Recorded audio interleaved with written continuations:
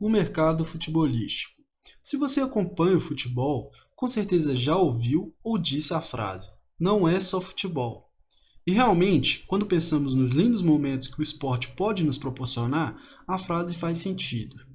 Mas quero trazer essa frase para um outro contexto. Não é só futebol, é também um mercado que movimenta bilhões e bilhões de euros só na Europa todo ano. É o mercado mais globalizado do mundo dos esportes. Como eu já disse, o futebol provavelmente é o esporte que mais movimenta dinheiro em um único ano no mundo. Nenhum outro esporte tem tantas transações milionárias ao longo de um ano. Somente na Europa, no último ano, foi movimentado mais de 25 bilhões de euros, o que equivale a mais de 160 bilhões de reais na cotação atual. Alguns clubes, como o Manchester City e o Paris Saint-Germain, já são avaliados em torno de 1 bilhão de euros, isso sem contar com o valor da marca em si, que os escudos desses clubes representam. Embora as transações milionárias já sejam padrão europeu há um bom tempo, algumas delas se destacam. O Neymar, por exemplo, em 2017 foi protagonista da transferência mais cara da história. 222 milhões de euros foram pagos para o Barcelona pelo atacante. No ano seguinte, o time francês abriu a carteira novamente e comprou o atacante Mbappé por 145 milhões de euros do Mônaco FC. Jogadores de linha, e principalmente atacantes, historicamente são negociados por valores mais altos. Isso pode ser melhor visto nas duas últimas negociações mais caras da história dos goleiros. Kepa e Alisson são os dois goleiros mais caros do mundo no momento. E ainda assim, os dois foram transferidos por menos de 90 milhões de euros. Mesmo que o valor seja absurdo para outros esportes, as transferências estão no valor abaixo para jogadores de alto nível na Europa. Aí você me pergunta, quem controla o mercado do futebol? Os últimos anos marcaram a fase de transição do mercado de futebol. Antigos acionistas e grupos financeiros, que antes agiam de forma um pouco mais discreta, passaram a comprar clubes em todo o mundo. Quem acompanha o futebol provavelmente já ouviu uma piada ou outra sobre o Sheik comprando um time, ou abrindo um barril de petróleo para contratar o jogador X ou Y.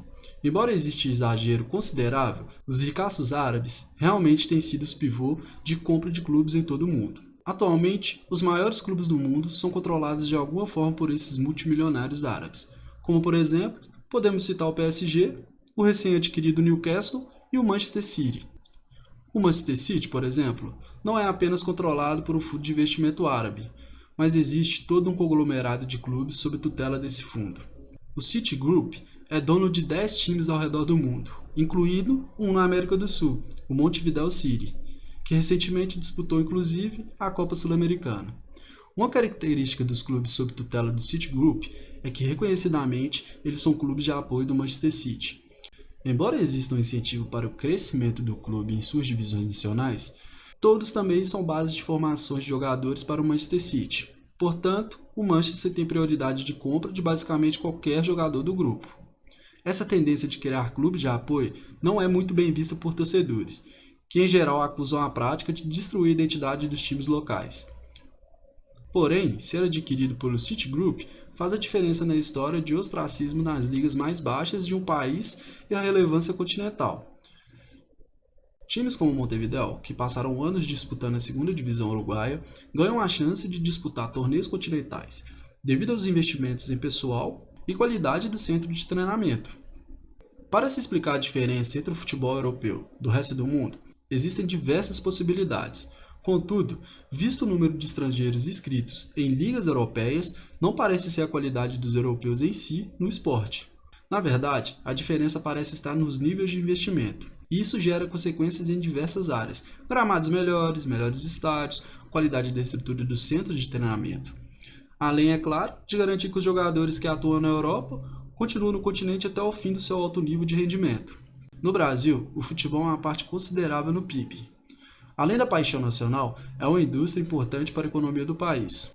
Porém, o futebol aqui funciona de uma forma um pouco diferente da Europa. Com exceção de alguns poucos clubes, não existem grandes investidores por trás das receitas. Por isso, os times apostam em empréstimos para montar elencos competitivos.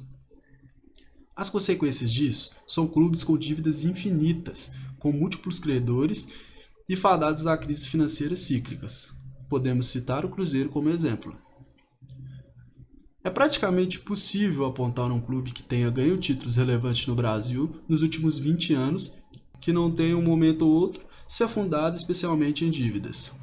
Ainda assim, a distância do futebol brasileiro para o resto da América do Sul é gritante, fato visto mais facilmente pelas finais dos campeonatos continentais organizados pela Conmebol nesse ano. Todos os finalistas são brasileiros e favoritos desde o começo das competições. De um esporte das massas pobres para um negócio que gera bilhões de receita todo ano, o futebol é hoje um mercado muito caro, mas ainda assim extremamente lucrativo para aqueles que já detêm os poderes e meios financeiros do mundo. O futebol não enriquece os pequenos, mas ajuda os ricos a ficarem ainda mais ricos. Esse foi mais um vídeo, espero que você tenha gostado. Se você gostou, já deixe seu like e se inscreva no canal para não perder nenhuma novidade. Muito obrigado pela sua paciência, pela sua audiência e tchau!